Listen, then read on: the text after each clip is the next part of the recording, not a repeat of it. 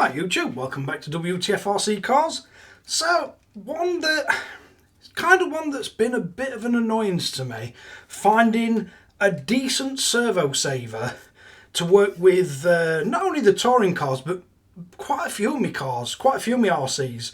I've tried the fixed servo arms, but then you tend to, if you clip the side at track, especially with touring cars, you tend to either knock your steering out or pop a joint off or break one of your hubs. You just need that bit of flexibility built in.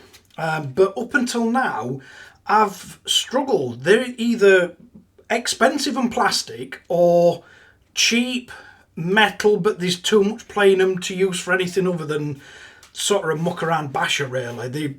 They're like, you end up with so much slop in your steering that it's kind of undrivable. But I've found these from YA Racing. I've tried them on the touring car. So this is the Tamiya 420X.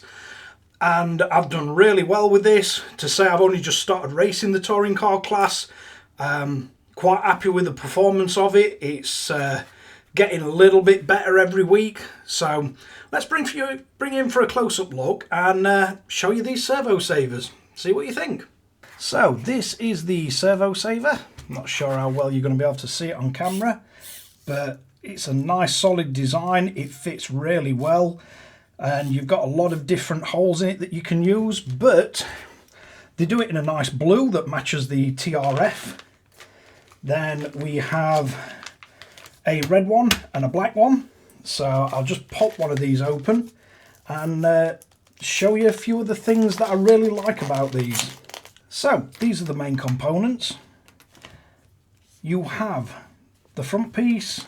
You've got two of these inserts. So you've got Futaba or KO and Sanwa, and they do fit really, really nice. So yeah, the Futaba ones are 25. I'm not sure what the KO use.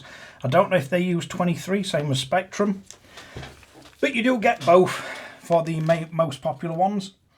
So we get the part that goes on servo, and this is composite. So basically we want to be fitting it on the back of the servo saver, and my god, these are not easy to put on. So to get these things assembled, we've got to get the medium spring onto this spring first, the one with the ends that are splayed out, because if you don't, it's an absolute nightmare to get this onto the servo saver. It's not a great deal easier to do it this way, but it is slightly easier. Then we need to get this onto the actual servo saver itself. So if you try and get a screwdriver in between it to open it up a little. So this is the only way I've found of getting both these springs on. So you need the inner spring with the ends poking out, the medium spring on it, stick a screwdriver in it, and then try and force the whole thing off and onto the actual servo saver itself. It's the only way I've managed to get these springs to actually go into place, because they are absolute crazy tight to do. But once you slide the first two on and get them sat down, then you've got the third one.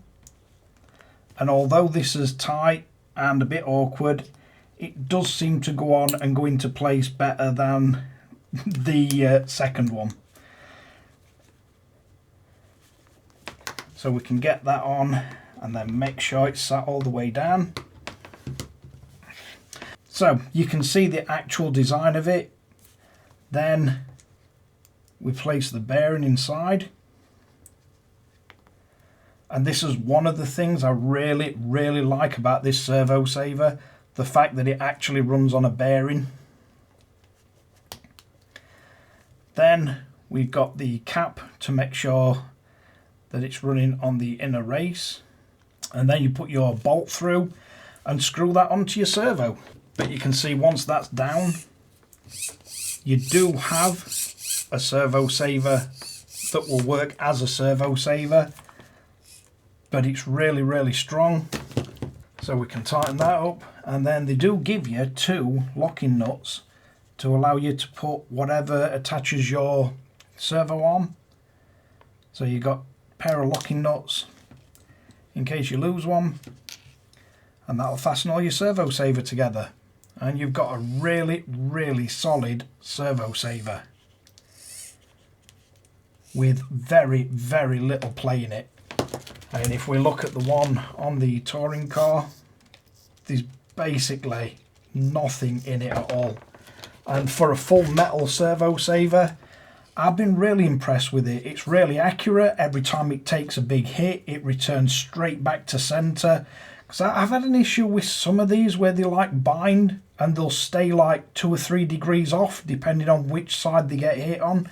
These always go back to centre. I will put a link in the description below, as always, and there's a red one, a black one and a blue one, to what I know of. At the time I bought these, I bought a whole bunch of them, and these were £14.99 each. I've seen places selling them as much as 25, 27 quid, but if you do shop around, you can get them for around 15, 16, 17 pound, and they will fit pretty much any servo out there. But because of the design of them, you can replace this kind of arm with them, because you've got the correct sort of standoff. You can always shim them to get them right, but you've got a lot of choice of height with them. You can also use them for the RCs that have dual arms fastened straight to the servo saver. So awful lot of the Tamiya kits they'll fit with, and pretty much most of others. But yeah, just a quick look at a really nice servo saver that I've found, and I will be using these on quite a few of my RCs going forward. So let's wrap this one up. So there we have it, the YA Racing servo saver. Really nice, really accurate, and this one's took quite a beating on the 420X, and it's still kicking, still returning perfectly to centre, and still behaving itself and not falling off, which I'm quite impressed with. But thanks a lot for watching Wtf Rc Cars. If you like this kind of content, don't forget to like and subscribe, hit the notification bell, share to friends and family, and catch you guys again in the next one.